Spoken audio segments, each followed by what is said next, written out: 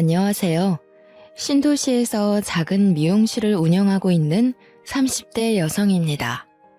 한 달에 80만 원을 받으며 미용실 스텝으로 일했을 때는 항상 미용사들과 제 자신을 끊임없이 비교하며 하루빨리 미용사가 되어 가위를 잡고 싶어 했었는데요. 막상 미용사가 되어 두 손으로 가위질을 하면서 손님의 머리를 만지고 나니 그때가 얼마나 좋았던 시절이었는지 알게 되었네요. 비록 6평도 안 되는 작은 원룸방에 살면서 돈도 잘 벌지 못했지만 그래도 그때는 언젠가 잘 될 거라는 희망이 있었거든요. 어릴 때부터 저는 공부에 흥미가 없었습니다. 공부하는 것보다는 꾸미는 것을 더 좋아했고요. 공부 쪽에 흥미도 없고 잘 하지도 못하는 저에게 가장 큰 낙은 반 친구들을 예쁘게 꾸며주는 거였어요. 처음에는 화장 한번 해보지 못한 친구를 꾸며주기 위해 시작한 일이었지만 점차 친구들이 예뻐지는 모습을 보니 몹시 뿌듯해졌죠. 그래서 친구들을 화장해주길 자처한 것이고요. 친구들은 어느새 소개팅을 할 때면 저를 찾아와 꾸며달라며 부탁할 정도였습니다. 덕분에 친구들 사이에서는 유명인사가 되어 언제나 제 주변은 북적거렸죠. 하지만 점점 아이들 사이에서 유명해질수록 부모님과의 사이는 점점 멀어지게 되었네요.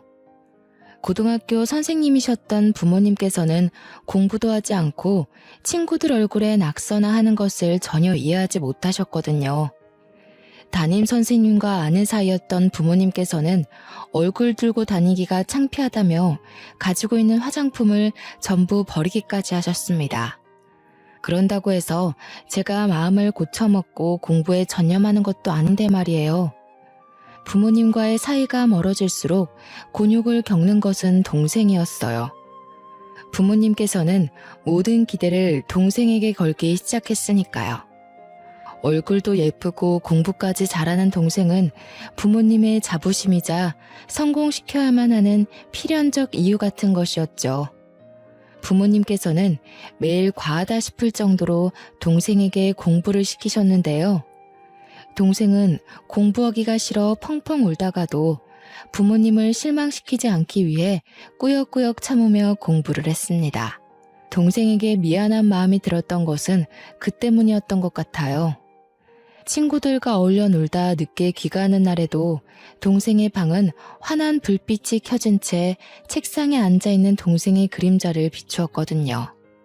대학교 진학을 하지 않겠다고 밝히자 부모님께서는 크게 분노하시며 꼴도 보기 싫으니 집에서 나가라고 하시더군요. 하지만 불행 중 다행인 것은 어찌되었든 고등학교를 졸업했다는 것이었습니다. 덕분에 아무 무리 없이 미용실 스텝으로 취업할 수 있었고요. 미용실 스텝으로 바닥에 널브러진 머리카락들을 쓸고 립스틱 자국이 묻은 컵을 닦을 동안 연년생이던 동생은 사범대학교에 입학을 했죠. 동생의 입학을 축하하기 위해 오랜만에 집을 찾자 아버지께서는 최근 근황을 물으셨는데요. 공부할 생각 없이 미용실 스텝으로 일한다는 것을 아신 후로는 떨떠름한 표정을 지으시며 헛기침을 하셨어요. 학교 다닐 때야 헛바람 들어서 그럴 수 있다고 쳐도 이제 사리 분별할 만큼 큰 애가 아직도 머리나 만지는 천박한 일이나 하고 있는 게 말이 된다고 생각하냐? 지금 하는 일 그만두고 다시 공부하겠다고 하면 경제적으로 지원은 해주마. 어디서 이런 덜 떨어진 반푼이가 우리 집으로 굴러들어와서는 이렇게 속을 썩이는지. 친딸만 아니었어도 벌써 고아원해버리고도 남았을 거다. 그놈의 핏줄이 뭐가 이렇게 질긴지. 아버지 입장에서는 제가 공부도 안 하고 머리나 만지는 게 마음에 안 드실지 몰라도 저는 지금 제가 하고 있는 일이 좋아요. 몸은 힘들지언정 이 길을 선택한 거에 후회도 없고요. 그러니까 아버지께서도 딱 3년만 기다려주세요. 3년 후에도 아무 비전도 없고 설 자리도 없다면 그땐 아버지 뜻대로 공부해서 대학교에 갈게요. 3년이면 강산이 바뀌고도 남는 시간인데 다 늙어 빠져서 무슨 대학을 간다고 그러니? 얘는 자기가 언제까지나 이팔 청춘인 줄 알아요. 내가 그러니까 공부를 못하는 거 아니야. 셀 줄 아는 숫자라고는 하나밖에 없으면서 언제까지 그렇게 잘난 척 할 거야? 만약에 네가 가위 들고 설치는 게 적성에 맞아서 계속 한다고 치자. 그럼 네가 좋다고 설치던 그 가위질 몇 년 할 수 있을 것 같니? 5년? 7년? 기껏해야 10년 간신히 일하고 몸은 몸대로 다 망가져서 시집도 못 가고 평생 혼자서 늙어가겠지. 너는 천박한 가위질하다가 좋은 시절 다 보내고 혼자 병들어서 골골거릴래? 아니면 지금이라도 정신 차리고 공부해서 몸 편하고 마음 편한 일에서 적당한 사람 골라 잡아서 편하게 살래? 내비도 부모할 길을 옆집 똥개보다 더하게 아는 애한테 그런 소리가 다 무슨 소용이야? 그냥 내쫓고 말지. 괜히 말만 하면 우리 입만 아파지니까 그냥 잠자코 있자고. 지도 겪어봐야 알지. 세상 돌아가는 게 얼마나 힘든지. 편하게 부모가 주는 밥만 얻어먹고 사내가 뭘 알겠어. 지 꼴리는 대로 하게 내버려둬. 혼자 설치다가 별 볼 일 없는 놈 만나서 고생 꽤나 하고 부모한테 손 벌려봐야 정신을 차리지. 두고 봐. 3년도 안 돼 망하고 집으로 다시 찾아올 테니까. 아무리 설득하려 해도 부모님께서는 입을 꾹 다문 채 미용사에 대한 험담만 늘어놓을 뿐이었어요. 미용사를 무시하는 것도 모자라 딸까지 모욕하는 부모님의 태도는 견디기가 힘들었고요. 아무리 발버둥 쳐도 부모님을 설득할 수는 없다는 걸 처음으로 마주하게 되었습니다. 그래서 성공할 때까지 부모님과 절연한 채로 살겠다고 다짐을 했죠. 부모님께서는 제대로 할 줄 아는 것도 없으니 금방 망할 거라고 했지만 그 반대였습니다. 열심히 일하면 밤만 되면 마네킹으로 머리를 자르던 저는 스텝 중 가장 먼저 미용사로 승진을 했거든요. 미용사가 된 후의 하루는 어떻게 보냈는지 잘 기억이 나질 않았어요. 그만큼 일에 미쳐서 살았으니까요. 유행에 뒤처지지 않기 위해 최신 잡지를 뒤적였고 퇴근을 한 후에는 무거운 졸음이 앉은 눈을 비비며 해가 뜨도록 연습을 했죠. 그 덕분에 하루가 다르게 손님들이 늘어갔고요. 단골 손님이 많아질수록 무거워지는 것은 지갑이었습니다. 미용실 원장님께서는 미용실에 있는 돈을 모두 긁어 모은다며 농담을 할 정도였죠. 미용사가 된 지 1년이 지나고 어깨며 허리는 부서질 정도로 아파왔지만 몸만 간신히 누울 수 있는 6평 원룸을 벗어난 것만으로도 그 모든 고통을 잊어버릴 수 있었네요. 경제적으로 자유로워지다 보니 전에는 없던 여유까지 생겼습니다. 하지만 그렇다고 스트레스가 없는 것은 아니었어요. 아직 미용사가 되지 못한 직원들부터 같이 일하는 동료들까지 질투를 받는 일은 허다했거든요. 그 중에서도 가장 많이 질투하는 것은 바로 1살 위 동료였죠. 같이 입사한 동기는 5살 위의 언니였는데요. 나이가 많아서인지 처음부터 저를 아랫사람처럼 깔보더군요. 자기가 할 청소나 설거지 같은 잡일을 떠넘기는 건 아무한테나 할 수 있는 일이 아니잖아요. 문제는 직장 동료의 이런 깔보기가 제가 미용사가 된 후에도 계속해서 이어졌다는 것이었습니다. 은근슬쩍 들고 있던 빗자루를 넘기며 자연스럽게 담당하고 있던 손님 또한 빼앗아갔죠. 그러던 중 사고가 발생했습니다. 파마를 예약한 손님에게 직장 동료가 멋대로 가위를 들어 단발로 잘라버린 것이었죠. 제일 중요한 일정인 결혼식을 앞두고 있던 손님은 길길이 날뛰며 직장 동료를 고소하겠다고 난리를 피웠는데요. 미용실 원장님까지 나와 사죄를 하고 머리가 다 자랄 때까지 붙임머리를 공짜로 해준다고 한 뒤에야 간신히 합의를 해줄 수 있었죠. 하지만 원장님께서 손님에게 석고대죄를 할 때에도 직장 동료는 자기가 무슨 잘못을 했는지 모르는 눈치였어요. 사과를 하는 것도 원장님이 시켜 억지로 하는 정도였습니다. 결국 참다 직장 동료를 따로 부르게 되었고요. 지금까지는 언니고 같이 입사한 동기라 참고 넘겼지만 이건 좀 심한 거 아닌가요? 미용사 자격증도 안 딴 사람이 어떻게 손님 머리를 만질 수가 있어요. 그것도 막무가내로 말이에요. 제가 거기서 얼마나 당황했는지 아세요? 정 손님 머리가 하고 싶었으면 티나 내지 마시던가요. 도대체 무슨 생각으로 파마하겠다는 고객님 머리를 허락도 없이 뚝 자른 거예요? 이번에 잘 넘어갔으니 망정이지 손님이 억하심정이라도 가졌으면 미용실 팡팡 나빠지는 건 기본이고 미용실 문 닫았을 수도 있다고요. 아, 참. 사람 생긴 대로 논다더니 호박같이 생긴 게 불쌍해서 자기한테 어울리는 머리 해주겠다고 한 건데 억하심정 가지고 있을 건 뭐람? 왜 정연 씨도 호박같이 생겨서 그 손님 마음이 이해가 됐었나 봐. 그 손님 편을 드는 걸 보면. 정연 씨 지금 생각해보니까 웃긴다. 원장님도 가만히 있는 일을 왜 정연 씨가 나서서 난리야? 정연 씨가 미용실 원장이라도 되는 거야? 가위 좀 잡았다고 뭔가 단단히 착각하는 모양인데 나 정연 씨보다 5살 위 언니라고. 어려서 미용사 좀 됐다고 오냐오냐 해주니까 그저 기세만 등등해져서는 뭐라도 된 것처럼 구는데 착각하지 말고 새겨들어. 정연 씨 그렇게 대단한 사람 아니야. 오히려 형편없는 사람이 아닌 게 다행일 정도지. 제가 별 볼 일 없는 사람이면 원영 씨는 그 밑에 뒤치다꺼리하는 사람이라도 되나 보죠?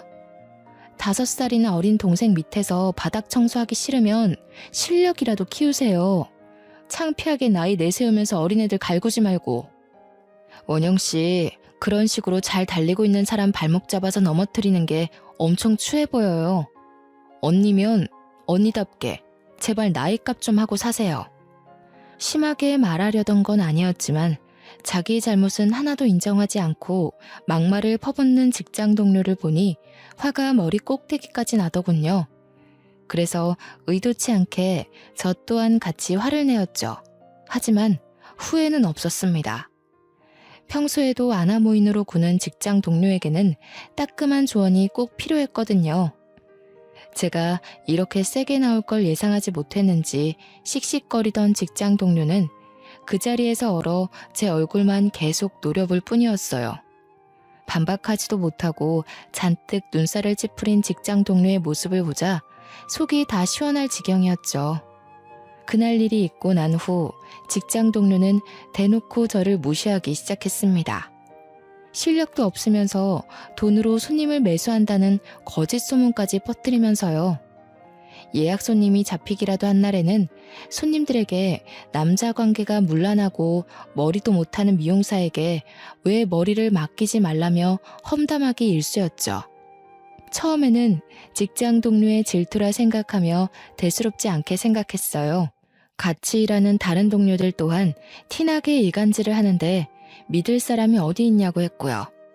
하지만 그건 어디까지나 착각이었습니다. 단골 손님이 아닌 새로운 손님들은 직장 동료의 말에 홀라당 넘어가 줄줄이 굴비처럼 예약을 취소했으니까요. 그때서야 문제의 심각성을 깨달아 직장 동료에게 그만둘 것을 권유했는데요. 직장 동료는 비흡연자인 제 앞에서 담배까지 태우며 적반하장식으로 나오더군요. 어머, 왜 괜한 사람을 잡고 그래요. 불도 안 붙은 굴뚝에서 연기 나는 거 봤어요? 이게 다 정연 씨가 평소 행실을 안 좋게 하고 다녀서 그런 거 아니에요. 내가 한 일은 그저 손님들한테 자기 머리 해주는 미용사가 어떤 사람인지 알려준 것밖에 없다고요. 가위질도 잘하고 손님들한테도 싹싹하게 잘하는 사람이 왜 그랬을까? 싱글거리면서 꼬리치는 건 손님들한테만 했어야죠. 남자들한테 실실 웃음이나 흘리고 다닐 시간 있으면 바닥에 흘려있는 머리카락이나 제대로 치울 것이지. 이래서 자기 팔자 꼰다는 말이 괜히 있는 게 아니라니까. 가만히 있으면 중간이라도 가는 걸 꼭 살쳐서 바닥으로 떨어진다니까? 함부로 있지도 않은 사실 지어내서 험담하고 다녔으면서 사람이 어쩜 죄책감 하나를 안 가져요? 전에도 말했죠. 언니 노릇하고 싶으면 미용사 자격증이라도 따서 실력으로 붙으라고. 한 번만 더 이런 식으로 추잡한 소문 내면서 영업 방해하면 그땐 안 참고 명예훼손으로 고소할 거니까 조심하세요. 일도 안 하고 남자들한테 웃음이나 흘리고 다니는 게 누군데요? 원영 씨는 미용실 사람들이 바보인 줄 아세요?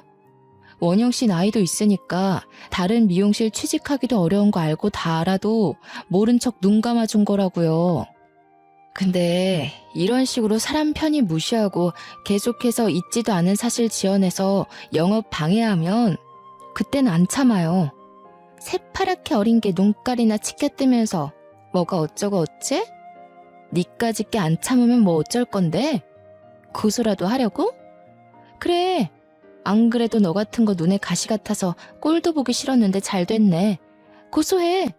나는 고소 당하는 즉시 전단지 만들어서 동네방네 뿌리고 다니면서 얼굴도 못 들게 다니게 해줄 테니까. 온 동네에 소문나면 이제 정연 씨한테 머리는 누가 받으려나? 지금이야 원장님 단물 빼먹으면서 그나마 단골 손님 받으며 사는 건데 온 동네에 소문나고 오면 그때도 지금처럼 손님이 많을까? 아마 단물 빠진 껌처럼 바닥에 뱉어질걸. 그때가 되면 아무리 재기하려고 사람들 발바닥에 달라붙어도 찢겨서 나가기만 하겠지. 그것도 더러운 소문을 덕지덕지 붙이고 있는 껌을 주워가고 싶은 사람은 세상에 없을 테니까. 직장 동료는 그렇게 말하면서 앞으로 실장에게 꼬리치면 죽는다고 말을 했습니다. 혼자 발광하면서 날뛰는 직장 동료를 보니 미친 사람에게는 약도 없다는 말이 정말 가슴에 와닿더군요. 그래서 차라리 이렇게 입씨름할 바에는 명예훼손으로 고소하는 게 더 나을 것 같다는 생각을 했네요. 그 후 직장 동료는 투명인간 취급을 하면서 실장에게 눈에 띄게 들이댔어요. 실장은 직장 동료에게 딱 선을 그었지만 직장 동료는 정신을 못 차린 건지 아니면 머리에 나사 하나가 빠진 건지 계속해서 실장에게 들이댔죠. 실장에게는 결혼을 약속한 오래된 여자친구가 있는데도 말이에요. 결혼식을 준비 중이던 실장이 여자친구를 자랑할 때마다 직장 동료는 자기가 훨씬 낫다며 실장의 여자친구를 깎아내렸습니다. 그러면서 밥을 먹을 때도 실장이 옆에 딱 달라붙어 손수 반찬을 밥 위에 올려주는 등 평범한 사람이라면 하지도 못할 행동을 했죠. 직장 동료의 이런 행동에 불편해지는 건 미용실에서 일하는 사람들이었어요. 직장 동료는 별 대수롭지 않게 행동했지만 옆에서 지켜보는 저희는 조마조마하게 가슴을 졸였습니다. 직장 동료는 일에 지장이 있을 정도로 실장을 따라다녔거든요. 원장님은 직장 동료를 잘 타일러 실장에 대한 마음을 접게 하려 했지만 직장 동료의 행동은 나아지지가 않았어요. 갈수록 같이 일하던 미용사들의 불만은 점점 더 커져갔고요. 일이 이렇다 보니 미용실 원장 또한 하는 수 없이 직장 동료에게 해고 통보를 했네요. 그러자 직장 동료는 왜 자기를 해고하냐며 악다구니를 쓰기 시작했습니다.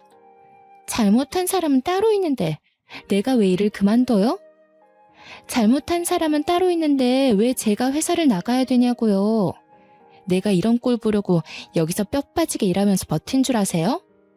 괜한 사람 남자 많다고 소문내고 손님 머리 망쳐서 미용실 평판 깎아먹고 잘못한 걸로만 따지면 우리 미용실에서 원영 씨 따라올 사람은 없는 것 같은데 일손도 부족하고 같이 일하던 정이 있어서 몇 번이고 잘못해도 넘어갔지만 이제는 못 그래. 남자에 미쳐서 여기저기 분탕질하면서 흙탕물 만드는 사람이랑은 상종하고 싶지도 않아. 미용실에서 나가면 제발 남 탓 좀 그만하고 자기 자신 좀 돌아봐. 자기가 얼마나 형편없고 이상한 사람인지 말이야. 사랑하는 게 나쁜 건 아니잖아요. 원장님도 저처럼 남자 꼬드겨서 지금 남편 만났을 거면서 왜 저한테만 이러세요? 분탕질이요? 그럼 여기 있는 직원들은 깨끗하다는 말씀이신 건가요? 사생활 다 해보세요. 여기서 깨끗한 사람이 어디 있나. 나 절대로 그냥은 못 나가요. 아니, 안 나가요. 다른 사람들 같으면 최소한 자기 사생활 문제 자기가 지킬 수 있는 선에서 끝내지. 원영 씨처럼 회사까지 추잡하게 끌고 오지 않아.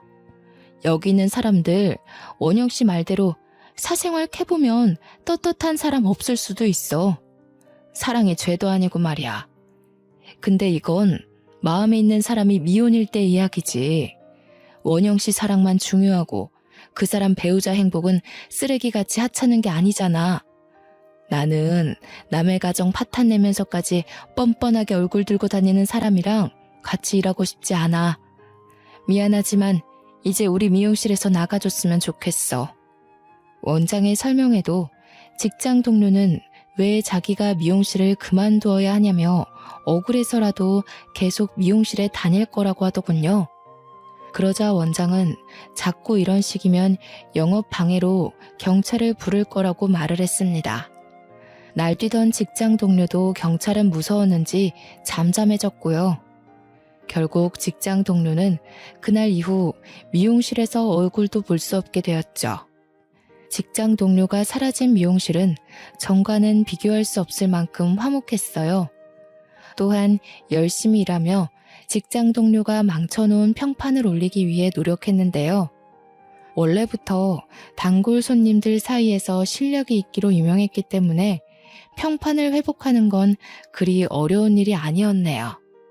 그렇게 계절이 변하는지도 모를 만큼 바쁜 나날을 보내던 중 시큰하기만 했던 손목의 통증은 팔 자체를 들 수 없을 만큼 심해졌어요. 병원에 가자는 의사는 인대에 너무 무리가 가서 그런 거라고 했습니다. 휴식을 취하지 않는다면 나중에는 아예 손목 자체를 못 쓸 수도 있다고 말을 했고요. 사정을 알게 된 원장은 한 달 정도 무급 휴가를 주었어요. 하지만 저는 한 달 휴가가 아닌 긴 휴식이 필요했죠. 지금까지는 안대가 씌워진 경주마처럼 열심히 달리기만 했거든요. 그래서 미용실을 그만두기로 결심을 하게 되었는데요. 미용실 식구들이 몇 번이나 붙잡는 탓에 쉽게 발걸음이 떨어지지가 않았네요. 몇 년간 가족들보다 더 오래 붙어 있으면서 산전수전을 다 겪은 미용실 식구들을 두고 혼자 떠나자니 마음이 편치 않았거든요. 처음에는 출근을 해야 하는 오전에 침대에 누워있는 것 자체가 어색했습니다. 어떨 때는 아직 꺼놓지 않은 알람벨 소리를 듣고 벌떡 일어나 세수를 하고 출근 준비를 한 적도 있었고요. 쉬기 위해 한 퇴사가 오히려 독이 되어 마음속에 불안을 키운 것이었어요. 그래서 마음을 고쳐먹기로 결심했죠. 그동안 즐기지 못했던 휴식을 즐기기 위해 퇴사한 것인데 쉬지도 못하고 전전긍긍하면서 허비하기에는 시간이 너무 아까운 거잖아요. 그래서 억지로라도 가벼운 옷을 입고 동네 산책로를 돌기도 하고 점심을 먹을 오후에 일어나기도 하면서 여유로운 생활을 하기 위해 노력했습니다. 그리고 카페에 가서 커피 한 잔과 케이크를 시키고 책을 읽으며 여유를 부리니 그동안 얼마나 일에 치여 살았는지 알게 되었죠. 전에는 커피의 향을 느낄 새도 없이 근처 카페에서 파는 제일 진한 커피를 들이부으며 일을 했으니까요. 하지만 한편으로는 쓸쓸하기도 했네요. 혼자 누리는 여유도 좋았지만 친구들이나 가족들과 화기애애하게 앉아있는 다른 사람들을 보면 쓸쓸함이 느껴지기도 했거든요. 가족들과도 의절을 하고 요 몇 년간 일에만 집중한 저에게는 친구가 없었거든요. 친구들 혹은 가족들과 즐거운 시간을 보내는 모습을 훔쳐보며 참 후회가 되더군요. 아무와도 연락하지 않고 몸이 망가질 정도로 일에만 매달리던 과거가 말이에요. 그렇게 3개월 동안 충분한 휴식을 취하고 나니 다시 미용실에서 일하고 싶다는 생각이 들었습니다. 친구도 그렇다고 사랑하는 가족도 없는 저에게 유일하게 남은 것은 일하는 것뿐이니까요. 처음에는 다시 일하던 미용실로 들어갈까 생각도 했지만 좀 더 생각을 해보니 차라리 내 가게를 차리는 게 나을 것 같다는 확신이 들더군요. 다행히 일을 하면서 착실하게 돈을 모았기 때문에 가게를 차릴 여유 자금도 충분했고요. 그 후 괜찮은 매물을 찾기 위해 발바닥에 물집이 잡힐 정도로 열심히 뛰어다녔는데요. 좋은 중개인을 만난 덕에 다행히 괜찮은 빠른 시일 내에 괜찮은 매물을 발견할 수 있었습니다. 건물은 오래된 것에 비해 관리가 잘 되어 있었고 월세도 다른 곳에 비해 저렴했어요. 바로 계약을 할 정도로 건물의 내부 또한 깔끔하게 정리가 되어 있었고요. 계약서를 작성한 후 모든 신경은 미용실에 가 있었어요. 틈만 나면 인테리어 잡지와 인테리어 홈페이지를 수시로 들락날락거리며 어떻게 상가를 꾸밀까 고민을 하게 되었죠. 하지만 업체에서 원하는 방향의 인테리어를 요구하기에는 정해진 예산은 적었습니다. 그래서 인테리어를 직접 하기로 마음을 먹었고요. 업체의 도움을 최소한 받는 방향을 잡고 발벗고 나서 상가를 꾸미기 시작했는데요. 망할 것 같다는 걱정과 달리 결과물은 흡족했습니다. 10평 남짓 작은 미용실이었지만 화이트 컬러로 몰딩 작업을 한 탓에 미용실 자체는 평수보다 넓어 보이는 효과를 주었죠. 또한 나무 소재의 가구를 쓴 탓에 가게는 다른 미용실에는 없는 따뜻한 느낌이 물씬하게 드러났고요. 개업한 첫날은 생각보다 더 떨리더군요. 미용실의 문을 열고 손님을 기다리는데 맞잡은 두 손이 미끄러질 만큼 손바닥에서는 땀이 났어요.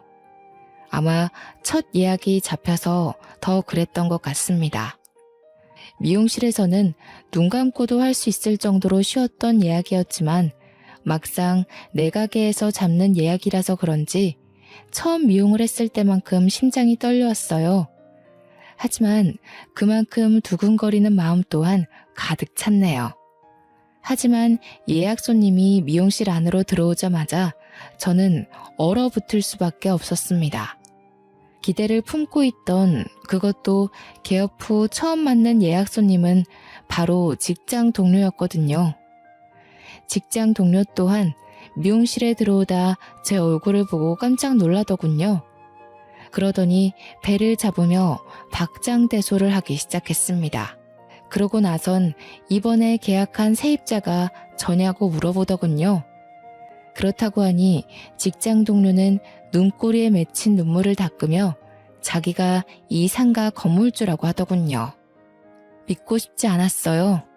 간신히 발품을 팔아 마음에 드는 곳에서 장사를 할 수 있는 기회가 찾아왔는데 직장 동료가 건물주라니 너무나 절망적이었습니다.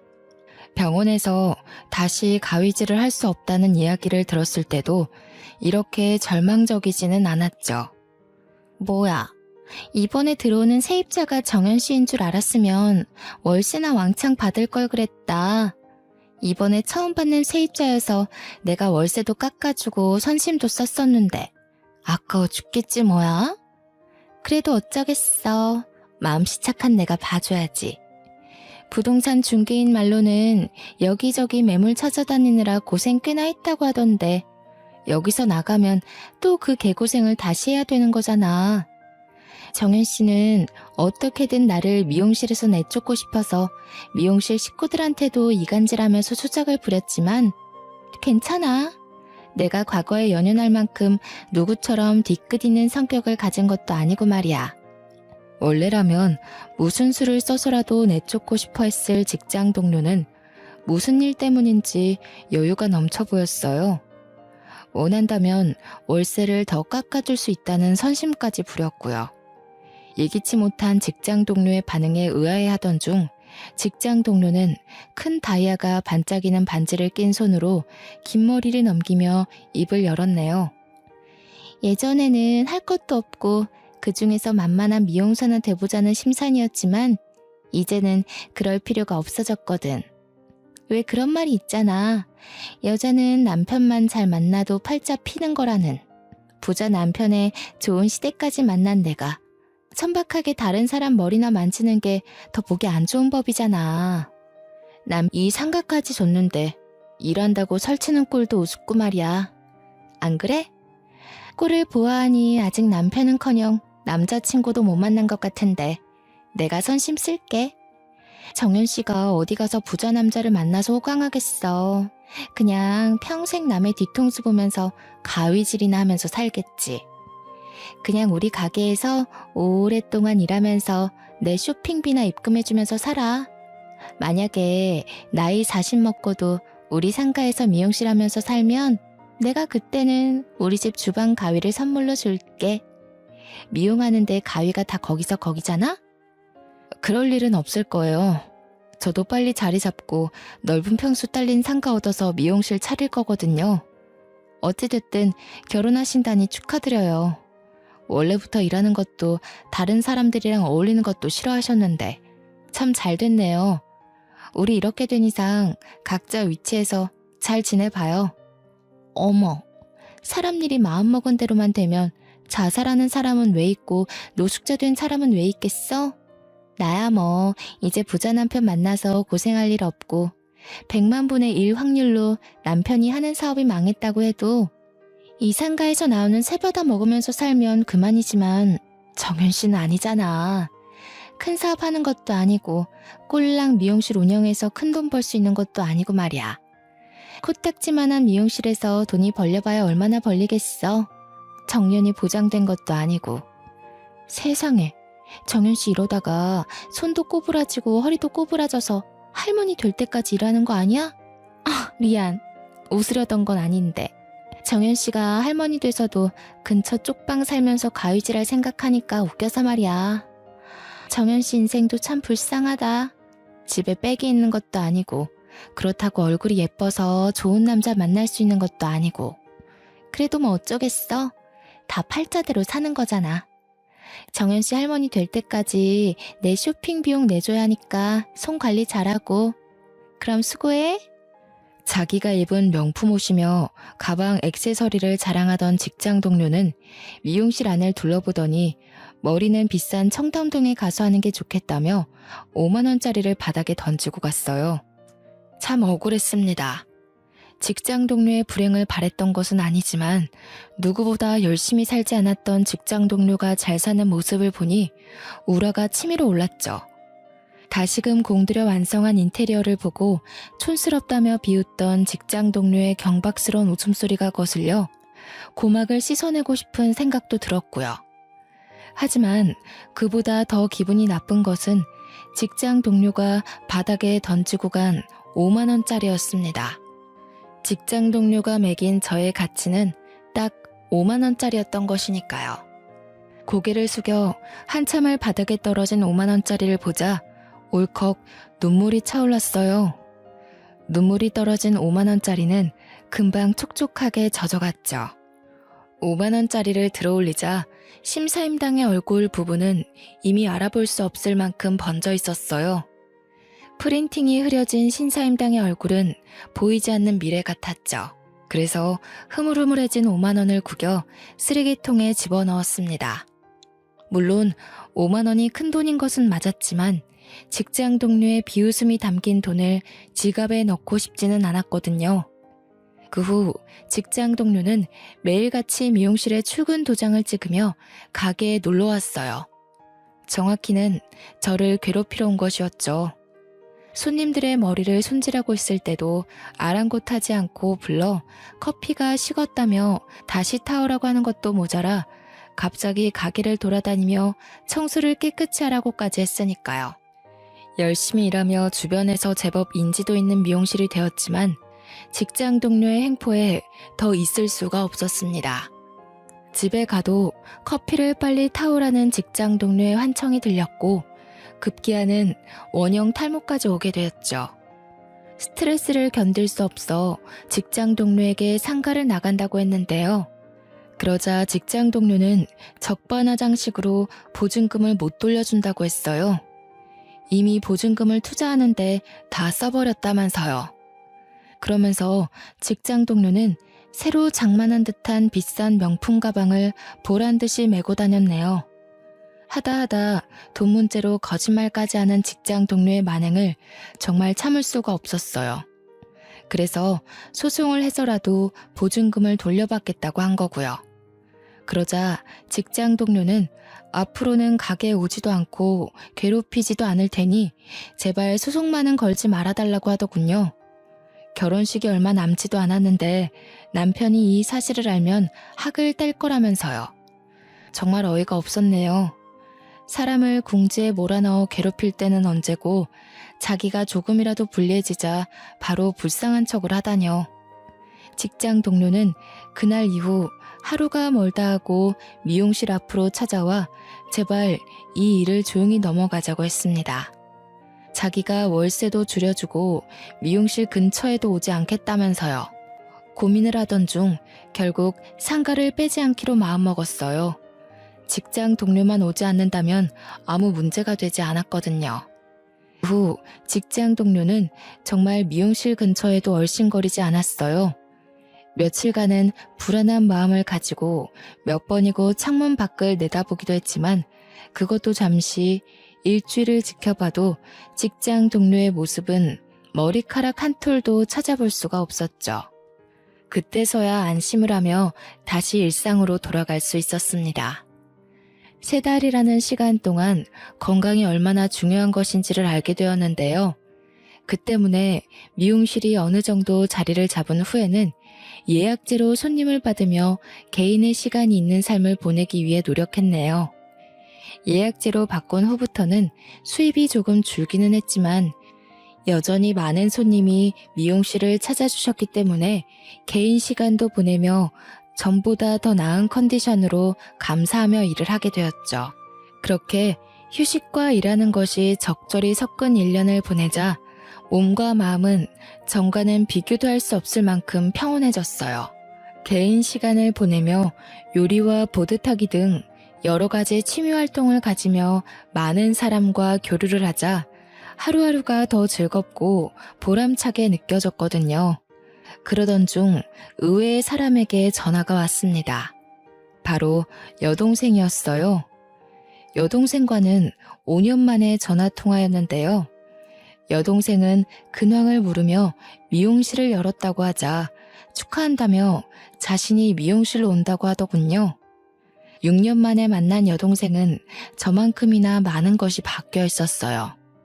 부모님으로 인해 긴 검정머리만 고집하던 동생의 머리는 밝은 다갈색으로 염색되어 산뜻한 웨이브 손질이 되어 있었죠. 잘 꾸며진 미용실을 보며 여동생은 제가 이만큼 성공할 줄 몰랐다고 감탄을 했습니다. 여동생이 그렇게 말해주니 기분이 좋더라고요. 처음으로 가족에게 인정을 받은 것이잖아요. 임용고 씨는 어떻게 되고 있냐고 묻자 동생은 커피보다 더 쓴 미소를 지으며 임용고 씨를 그만두었다고 했습니다. 공부밖에 모르며 어렸을 때부터 선생님의 길을 가려던 동생이 임용고시를 준비하지 않다니 깜짝 놀랄 수밖에 없었어요. 동생은 티스푼으로 김이 나는 커피를 저으며 선생님에 대한 기대감이 너무 큰 탓이었는지 아니면 소심한 자신의 성격 때문이었는지 실습을 통해 자신이 얼마나 선생님이란 직업을 맞지 않는 사람인지 알게 되었다고 말을 했네요. 그렇게 말하는 동생의 모습은 어딘지 모르게 텅 비어있는 듯 했어요. 그럴 만도 했습니다.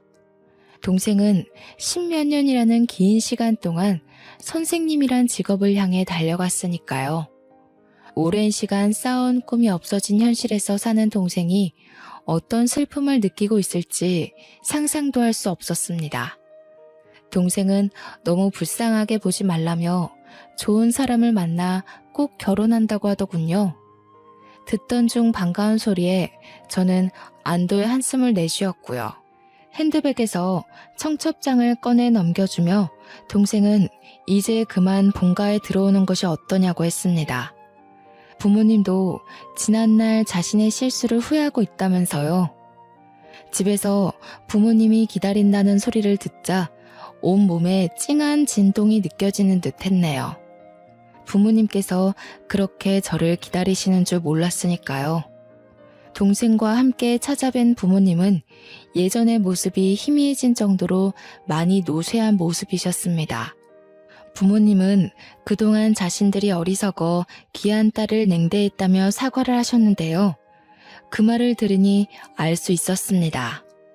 저는 지금까지 부모님을 미워한 것이 아니라 부모님을 너무 사랑해 인정받고 싶어 했다는 걸요. 그렇게 우리 가족은 그동안 같이 하지 못한 시간을 붙잡기 위해 참 많이도 함께하게 되었네요. 부모님과 이렇게 오랜 시간 대화를 나누며 같이 있는 것이 처음이라 어색했지만 그래도 기분은 좋았어요. 부모님과 시간을 보낸 후에는 다 같이 동생의 상견례에도 참석을 하게 되었죠. 직접 뵌 동생의 시부모님과 매제는 참 좋은 사람이었어요. 가진 것이 많을수록 사람이 오만해지기 망정인데 사업으로 많은 것을 가지신 동생의 시부모님과 매제에게는 오만함 같은 것은 눈 씻고 찾아봐도 보이지 않았죠. 오히려 귀한 딸을 시집 보내주어 감사하다며 겸손한 모습을 보일 정도셨습니다. 어른들은 예의 바르고 참하게 생긴 여동생을 마음에 들어 하셨어요. 매제 또한 동생을 응시하는 눈빛을 통해 얼마나 동생을 사랑하는지 알게 되었고요. 행복해하는 여동생을 보며 저는 그저 여동생이 행복하게만 살면 좋겠다는 생각을 하게 되었습니다. 상견례를 마치고 나오는데 부모님께서는 결혼할 때가 되지 않았냐며 저에게도 선볼 것을 권유하셨는데요. 결혼은커녕 연애도 생각해보지 않은 턱에 당황스러웠죠. 하지만 양쪽 집에서 사랑받는 동생의 모습을 보니 좋은 사람이 생긴다면 결혼을 하는 것도 나쁘지 않겠다는 생각이 들게 되었습니다. 그 후 부모님의 소개로 선을 보게 되었죠. 선자리에 나온 남자는 회계사로 미적 감각이라고는 하나도 없는 자신과는 다르게 남의 머리를 예쁘게 다듬어주는 미용사가 대단하다며 저를 칭찬해 주었어요. 꾸미지 않는 제 모습을 인정해주는 그 남자에게 참 마음이 가더군요. 그래서 몇 번 더 만난 후 정식으로 연애를 시작하게 되었죠. 제대로 된 연애는 처음이었기에 모든 게 설레고 신기했습니다. 남들은 비웃을지 모르지만 남자와 다정하게 손을 잡고 한강에 산책을 가고 챙겨온 도시락을 먹는 것만으로도 너무나 행복했죠. 남자는 제가 입 주변에 음식을 묻히고 먹을 때면 챙겨온 물티슈로 립스틱이 지워지지 않도록 조심스레 입가를 닦아주는 다정하고 꼼꼼한 사람이었어요. 그런 남자가 있었기에 더 열심히 일을 할 수 있었죠. 남자와 밤에 있을 데이트를 생각하며 열심히 일을 하고 있을 때였어요. 직장 동료는 아무런 예고도 없이 쳐들어오며 미용실을 쭉 둘러보았어요. 영업시간이 끝났으니 그만 나가달라고 하자 직장 동료는 건물주에게 어디서 명령이냐며 갑질을 하기 시작했죠. 그러더니 갑자기 다음 달 안으로 가게를 정리하라고 하더군요. 아직 계약 기간이 5개월이나 남아있는데 가게를 정리하라니 그저 당황스러울 뿐이었습니다. 아무런 언지도 없다가 갑자기 다음 달까지 가게를 빼라뇨. 다음 달 예약까지 꽉 차 있는 상태인데 그럼 예약한 손님들은 어쩌라고요. 다음 달까지는 무리예요. 3개월 정도 시간을 주시면 그동안 가게도 알아보고 손님들도 정리할 테니까 그때까지만 기다려주세요. 아직도 내가 정현 씨 밑에서 허드렛 일이나 하던 스텝으로 보여? 어디서 명령이야. 건물주가 나가라면 군말 없이 나가는 거지. 가만 보면 정현 씨는 어린 사람이 어떻게 이렇게 경우도 없고 상도덕도 모르는 걸까? 사람들이 다 오냐오냐 해줘서 머리에 개념이라는 상식이 없는 건가? 그럼 5살 언니인 내가 톡톡히 알려줄 테니까 잘 박아 넣어. 정현 씨, 돈 없어서 남의 건물에서 장사를 하는 사람은 말이야. 절대적으로 건물주 말을 따라야 돼. 그게 세상의 이치자 진리거든. 지금까지는 돈도 없고 팔자도 없는 정현 씨가 안쓰러워서 봐준 거지만 이제는 안 되겠어. 친구가 그러더라고. 잘 맞지도 않은 사람 동정심 때문에 끼고 돌면 들어올 사람도 안 들어오고 건물도 재수 없어진다고. 곰곰이 생각해보니까 친구 말이 맞지 뭐야? 정현 씨가 이 건물에 들어온 1년 사이 다른 가게들은 줄줄이 폐업하면서 장사가 하나도 안 됐거든. 내가 아무리 정이 넘치는 사람이라지만 도움도 안 되고 내 돈이나 까먹는 사람을 옆에 둘 필요가 없잖아. 안 그래? 다른 가게들이 장사가 안 되는 게 왜 저 때문인지 전혀 이해가 가질 않는데요. 앞에 있던 백반집은 계속해서 상한 식재료로 만든 음식 손님들한테 내놓다가 걸려서 망한 거잖아요. 옆에 있던 카페는 사정이 말도 안 되는 가격으로 커피를 팔아서 얼마 가지도 않아서 문을 닫은 거고요. 상가에 들어오는 가게들이 줄줄이 망하는 걸 탓하고 싶으시면 아무 생각 없이 장사한다고 턱하니 상가 계약한 사장들을 탓해야죠. 없이 장사하겠다는 사람들 상가 계약하게 해준 건 원영 씨지 제가 아니잖아요. 고작 2천만 원 들고 와서 장사한다고 설친 거지가 어디다 대고 큰 소리야? 그렇게 당당하고 떳떳해서 너는 내 건물에서 꼴랑 70만 원 내고 장사하냐? 이렇게 똑똑하고 싹싹한 양반이 그럼 왜 지금까지 건물 하나 못 사고 멍청한 스텝 밑에서 월세 내면서 일하고 있을까? 나는 그게 더 궁금한데? 정연 씨, 그 사람이 똑똑하고 안 똑똑하고는 중요하지 않아. 돈이 많은지 적은지가 중요하지. 이렇게 뻣뻣하고 키만 큰 여자를 누가 데리고 가고 싶어 할까? 남자들은 나처럼 아담하고 백침 있는 여자를 좋아하는데 말이야. 정연 씨는 이미 남자 만나기는 글러먹은 것 같은데? 직장 동료는 자신 같은 스타일이 인기가 많다며 고독사하지만 않으면 다행이라고 비꼬았습니다. 그 말을 들으니 내려져 있던 손에는 있는 힘껏 주먹이 쥐어졌죠. 홧김에 만나는 사람이 있다고 하자 직장 동료는 비웃음으로 입꼬리를 한껏 올린 후 눈동자를 아래 위로 굴리기 시작했어요. 정연 씨, 혹시나 걱정돼서 하는 말인데 인터넷으로 만나서 채팅이나 하고 전화나 하면서 연애한다고 큰 소리 치는 건 아니지? 나는 진짜 정연 씨가 걱정돼서 그래. 왜 사람이 너무 일만 해서 미치면 헛것도 보고 머리가 돌아서 이상해진다고 하잖아. 정연 씨도 그러지 않을까 해서. 매일 사람 정수리나 보면서 머리나 감기고 가위질이나 하는데 정신이 온전할 리가 있겠어? 그게 아니고 진짜로 남자를 만나서 연애를 한다고 해도 조심해야 돼. 어디 멀쩡한 놈이 정연 씨 만나려고 하겠어? 다 벼룩에 간 빼먹듯이 정연 씨 몇 푼 되지도 않는 돈 빼먹으려고 할걸? 그리고 내 눈에 안 띄게 조심해. 멀대같이 키만 크고 멋도 없는 정연 씨만 보다가 나 보면 반할지도 모르잖아. 직장 동료는 남자친구가 자기한테 반해서 따라다니지 않게 조심하라고 하더군요. 멀쩡한 애인을 바람둥이 취급하는 직장 동료의 반응은 정말 참을 수가 없었습니다. 그래서 당장 미용실을 빼고 나간다고 말을 했고요. 홧김에 미용실을 정리한다고는 했지만 걱정이 이만저만이 아니었어요. 하루에도 12번 부동산을 들락날락거려도 괜찮은 매물은 보이지 않았거든요. 부모님께 상의를 하자 부모님께서는 매제에게 고민을 털어놓으셨어요. 그러자 매제는 자기네 건물을 들어오라며 말을 했고요. 마침 신도시에 분양받은 상가 한 곳이 비었는데 잘 됐다면서요. 매제는 월세도 대폭 깎아주며 상가를 편하게 이용하라고 했습니다. 매제 덕분에 좋은 상가를 싼 가격에 들어갈 수 있게 되어 다행이라고 생각을 했죠. 갈 곳이 정해진 후 빠르게 가게를 정리했어요. 그리고 가게 정리가 다 끝나갈 때쯤 직장 동료는 어떤 남자와 팔짱을 끼고 가게 안으로 들어왔죠. 자세히 보니 그 남자는 전 미용실 실장이었어요. 깜짝 놀라하자 직장 동료는 실장을 자기야라고 부르더군요. 눈이 마주치자 실장 또한 놀랐는지 얼음이 되었는데요.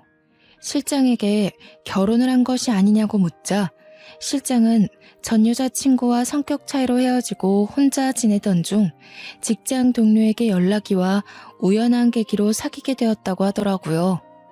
분명 결혼 약속을 잡고 예비 신랑에게 상가를 받았다고 했었는데 이상한 느낌이 들었습니다. 하지만 이미 가게로 정리하고 나가는 마당에 괜한 싸움을 하고 싶지 않아 말을 아꼈죠. 멀리서 봐도 한숨만 푹푹 쉬던데 들어갈 상가는 구했고 그것도 아니면 반지 합방 개조해서 미용실로 쓸라나? 여름에 좋기는 하겠다. 더운데 햇빛도 안 들어오고 습해서 시원할 거 아니야. 손님들이야 뭐 잘 안 들어올 수도 있겠지만 그런 게 뭐가 중요하겠어. 손님들이야 새로 구하면 되지. 바퀴벌레는 벌레들 중에서도 제일 똑똑하다고 하더라. 이참에 바퀴벌레 미용실이나 한번 해보는 게 어때? 지금 정연씨 처지에는 딱일 것 같은데. 할 말 못할 말 필터 없이 내뱉는 주둥이 미용은 가능할 것 같아요. 걱정해 주시는 건 고마운데요. 이제 제 걱정하지 마시고 잘 사세요. 저도 신도시에 좋은 상가 자리가 나서 거기서 미용실 새로 오픈하기로 했거든요. 어머, 그거 길게 가봐야 알지. 혹시 알아? 금방 장사하기도 전에 망해서 또 빈 상가 될지.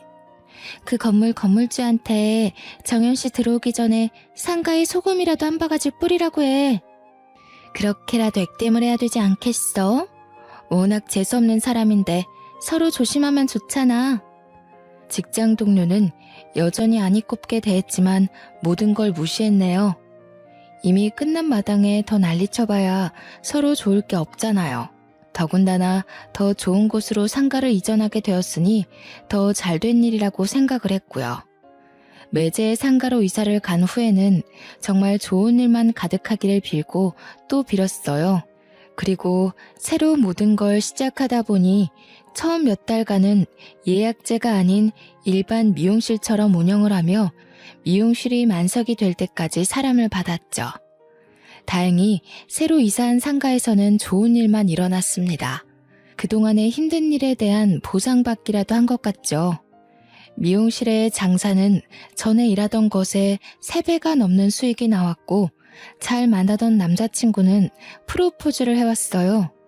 물론 둘 다 조금 더 결혼 자금을 모아야 했기 때문에 당장 결혼을 할 수는 없었지만 둘 다 똑같은 곳을 보고 열심히 달려가고 있다는 것만으로도 안심이 되었고 행복했죠. 그리고 동생과도 더 돈독한 사이가 되었습니다. 바로 옆 상가에서 커피숍을 차린 여동생은 틈만 나면 커피와 케이크를 들고 저희 가게에 놀러 왔거든요. 그렇게 행복한 몇 달이 지나고 여동생의 결혼식 당일이 되었는데요. 잡혀있는 예약을 취소하고 아침 일찍부터 동생을 따라 결혼식장에 가려고 했지만 동생은 일찍 와봤자 할 것도 없다며 그냥 예식 시간에 딱 맞게 오라고 하더군요. 여동생의 완강한 거부로 계약 한 건을 받게 되었죠. 예약된 손님을 받고 나가려고 하는데 저의 가게 앞에는 직장 동료가 와 있었습니다. 정말 질긴 인연이었어요. 직장 동료는 알게 모르게 거머리처럼 끈끈하게 달라붙어 엉켜왔으니까요. 직장 동료는 하도 SNS에 머리를 자란다고 광고가 떠와 봤더니 또 너냐며 질린다는 표정으로 저를 쳐다보았어요. 여동생의 결혼식인 만큼 싸우기 싫었던 저는 시비 걸 거면 그냥 가라고 말을 했죠. 그러자 직장 동료는 중요한 일이 있으니 쓸데없는 소리 하지 말고 머리 손질이나 하라고 하더군요. 하는 수 없이 직장 동료가 원하는 스타일로 머리 손질을 하고 있을 때였어요. 직장 동료는 자기가 오늘 어디 가는지 아냐며 묻지도 않은 말을 하기 시작했죠. 오늘 내가 급한 약속만 없었으면 다른 미용실에 가서 머리를 하는 건데 정연 씨는 좋겠네. 내가 약속을 잡을 덕분에 머리도 하고 돈도 벌게 됐잖아. 그놈의 결혼식이 뭐길래 이렇게 사람 피를 말리는지. 파혼만 안 했어도 그 자리는 오늘 내 자리인단 말이야. 나랑은 결혼 생각도 없으면서 홀랑 다른 여자랑 결혼할 생각을 하는 거 보면 남자들은 돈이 많으나 적으나 참 속이 없어. 그저 새롭게 예쁜 여자만 보면 좋다고 헤헤거리면서 조강지처도 버리고 다른 여자 만나러 가버리잖아. 정연 씨야 남자 만난 적이 없으니까 잘 모르려나? 저는 원영 씨가 누굴 만나던 어느 결혼식에 가던 상관없어요. 그냥 빨리 머리 손질 끝나고 가게 문 닫고 싶을 뿐이에요. 결혼식까지 못 간 거면 성격이 문제든 외모가 문제든 파혼한 이유가 있겠죠. 세상 남자들 모두가 새롭게 예쁜 여자만 좋아하지는 않잖아요. 정연 씨는 참 이런 거 보면 남자 안 만나본 티를 낸다니까. 이게 남자 마음을 몰라서야. 정연 씨는 나중에 절에서 만나게 되겠다. 결혼도 못하고 늙어서 손가락도 못 움직이게 되면 절에 들어가서 비군이나 할 거 아니야. 어쨌든 파혼한 남자가 다른 여자랑 히덕거리면서 결혼식을 올리는 걸 그냥 두고 보라고? 절대 못 그러지. 나도 못 가지는 걸 누구 좋으라고 그냥 내비둬? 똥이라도 뿌려서 아무도 못 가져가게 만들어야지. 나는 꼴랑 상가 한 개 받고 쇼핑도 마음대로 못하면서 절절 매고 사는데 다른 여자는 사모님 소리 들으면서 평생 카드나 긁는 재미로 사는 걸 보라고? 절대 못 그러지. 직장 동료의 말에 온몸에 소름이 돋았어요. 못되고 자기밖에 모르는 걸 알고 있긴 했지만 죄 없는 사람의 인생까지 망치면서 사리사욕을 채우는 사람인 줄은 몰랐거든요. 그러면서 직장 동료는 이번에 결혼할 여자를 내연녀로 몰아 이 결혼을 부셔버리겠다고 했습니다. 그 말을 듣는데 정말 여건만 된다면 그 여자 파혼한 남자에게 이 모든 사실을 알려주고 싶을 정도였어요. 그렇게 직장 동료의 말을 흘려들으며 무심코 쇼핑백을 보았을 때였어요. 거기에는 잘 보이지 않았지만 동생의 사진이 붙어 있었죠.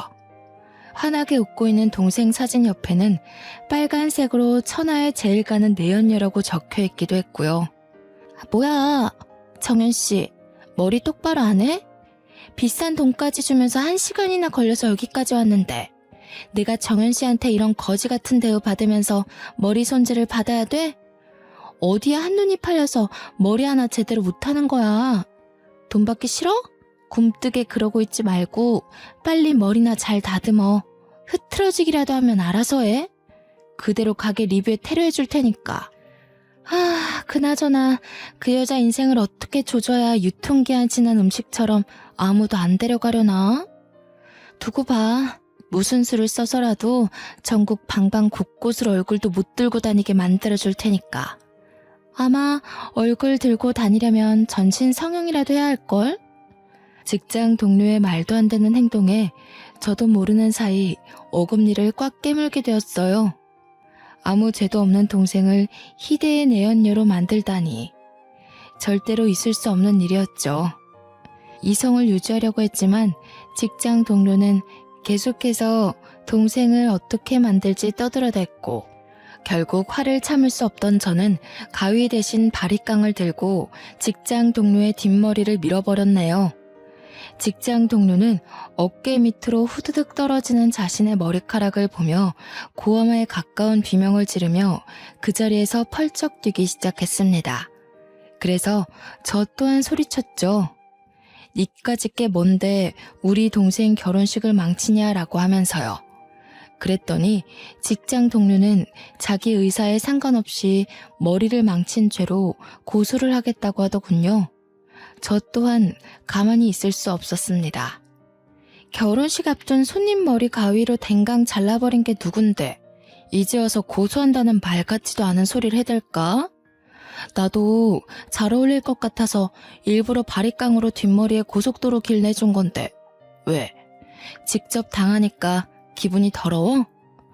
너같이 할 줄 아는 거라고는 아무것도 없으면서 그저 남 잘 되는 꼴은 배 아파서 못 보는 사람한테는 바리깡도 아까워. 네가 뭐가 그렇게 잘나서 내 동생 결혼식을 망치는데? 어떤 거지 같은 여자가 내 남자친구 꼬드겨서 데리고 가나 했더니 네 동생이었어? 이래서 피는 못 속인다고 하나 봐. 재수없는 것까지 똑같잖아.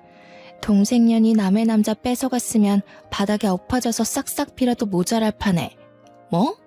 바리깡도 아까워? 내가 너희 남매 가만둘 것 같아? 아주 싹 다 묶어서 희대의 쌍년으로 만들어줄 테니까 딱 기다려. 나랑 우리 동생이 쓰레기면 너는 분리수거도 안 되는 오염물질이게? 남의 남자 뺏고 싶어서 안 달래면서 대도 안 되는 여우짓 하는 건 그쪽 전매 특허 아니었나? 머리가 나쁘면 눈치라도 있어야지. 그저 욕심만 많아가지고. 누구는 뭐 사람 하나 등신 만들 줄 몰라서 가만히 있었던 것 같아? 누가 먼저 한국에서 얼굴 들고 못 다닐지 어디 지금 한번 보자고. 씩씩거리던 직장 동료는 급기야 카트 위에 있던 가위를 들고 달려들기 시작했습니다. 다행히 달려드는 직장 동료를 밀쳐 크게 다치지는 않았지만 아침부터 공들여 손질한 긴 머리는 싸움을 증명하기라도 하듯 덜렁 잘려나가 있었어요. 그것도 한쪽만 말이에요. 웨이브진 머리는 어깨를 타고 흘러 바닥에 떨어졌죠. 잘린 머리카락을 본 후 당장 핸드폰을 들어 매제에게 전화를 걸었죠. 다행히 매제는 바로 전화를 받더군요. 어떻게 살았기에 예의도 모르는 몰상식한 여자랑 결혼하려던 사실을 숨기고 귀한 우리 동생이랑 결혼하려고 할 수 있냐며 소리치자 바닥에 주저앉은 직장 동료의 안색은 삽시간으로 퍼렇게 질렸습니다. 제가 매제에게 전화를 걸 줄은 꿈에도 몰랐던 거죠. 그러자 매제는 정말 죄송하다며 일단 직장 동료를 바꿔달라고 했습니다. 전화기를 받아든 직장 동료는 매제에게 무슨 말을 들었는지 풀이 죽은 채로 눈물만 흘렸고요. 저는 반쯤 잘린 머리 그대로 결혼식장에서 찾아갔어요. 길가에 거지보다 더한 제 몰골을 본 매제는 전 연인을 깔끔하게 정리하지 못한 자신의 잘못이라며 자책을 했죠. 그러면서 그동안 직장 동료 사이에서 있었던 일을 말해주었습니다. 미용실에서 쫓겨난 직장 동료는 매제 회사의 사무직으로 취업해 일을 했는데요. 직장 동료의 적극적인 어필로 인해 인연이 되어 사귀게 되었다고 하더라고요. 매제 또한 적지 않은 나이였기에 만난 지 6개월 만에 결혼 생각을 해 자기가 가지고 있던 건물을 직장 동료에게 넘겨준 것이었죠. 하지만 직장 동료는 결혼을 약속하자마자 돌변을 해 감당하기 힘든 사치를 부리며 매제에게도 엄청난 집착을 했다고 말했습니다. 회사의 여직원이 매제와 이야기를 하는 모습만 봐도 발작을 하며 여직원의 머리채를 잡을 지경이었죠. 결국 직장 동료의 집착과 끊임없는 사치에 지친 매제는 먼저 이별을 통보했다고 하네요. 그래도 만났던 정을 생각해 가진 것이라고는 아무것도 없는 직장 동료에게 자신이 가진 건물을 남겨준 것이고요.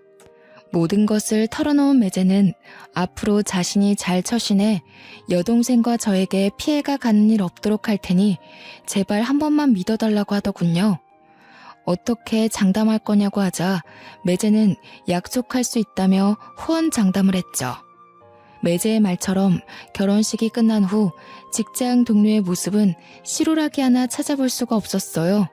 건너들은 이야기로는 몇 번이고 매제에게 매달리다 연인 사이인 실장에게 들켜 두 남자 모두에게 버림을 받았다고 하더군요. 하지만 그렇다고 할지라도 남자의 환장한 직장 동료는 금방 다른 남자를 찾아 떠날 게 불보듯 뻔한 일이죠.